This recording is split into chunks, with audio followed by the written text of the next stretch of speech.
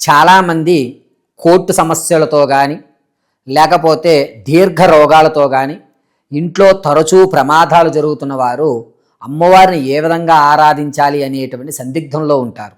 ఎన్ని పూజలు చేసినా ఫలితాలు లభించట్లేదండి అంటారు. ఇటువంటి వారికి అమావాస్యలో అనుష్ఠానం అంటే మీరు నమ్మినటువంటి దైవాన్ని మంత్రోచ్చారణ చేయడం వల్ల జీవితంలో కొన్ని ఆటంకాలు తొలగి ఆనందదాయకమైన మార్గాలు, ధనం రావడానికి అవకాశం కలుగుతుంది. కాబట్టి అటువంటి అద్భుతమైన అవకాశం ఈ నెల 14వ తారీఖు ఆదివారం రోజు సాయంత్రం వేళ అమావాస్య ఉంటుంది.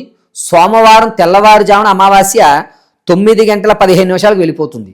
కాబట్టి అమావాస్య అనేది ఆదివారం రాత్రి మాత్రమే ఉంటుంది. కావున మంత్రదీక్ష తీసుకున్న వాళ్ళు మంత్ర సాధన అనేటువంటిది 10 గంటల నుంచి 11:30లోగా మంత్ర సాధన చేయండి.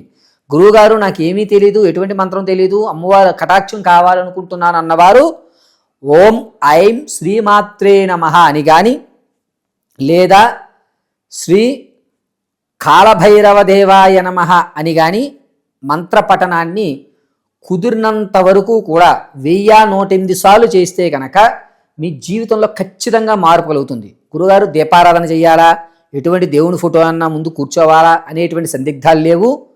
మీ దేవుడి మందిరం ఎదురుగా చక్కగా ఒక ఆసనంలో కూర్చుని చక్కటి ఒక జపమాల తీసుకుని 10:30 నుంచి 11:30 వరకు కానీ లేదా 10 నుంచి 11 గంటల వరకు కానీ మంత్రోచ్చారణ చేయండి. ఆదివారం రోజు మీకు ఉన్నటువంటి ఆర్థిక సమస్య కానీ, కోర్టు సంబంధిత వ్యవస్థ కానీ, ఇంట్లో చికాకులు, భార్యాభర్తల మధ్య గొడవ, ఈ మూడిట్లకి అద్భుతమైనటువంటి ఫలితం ఈ ఆదివారం 14వ తారీఖు అమావాస్య సాయంత్రం వేళ ఉంటుంది. కాబట్టి మనకది దోహదం చేస్తుంది.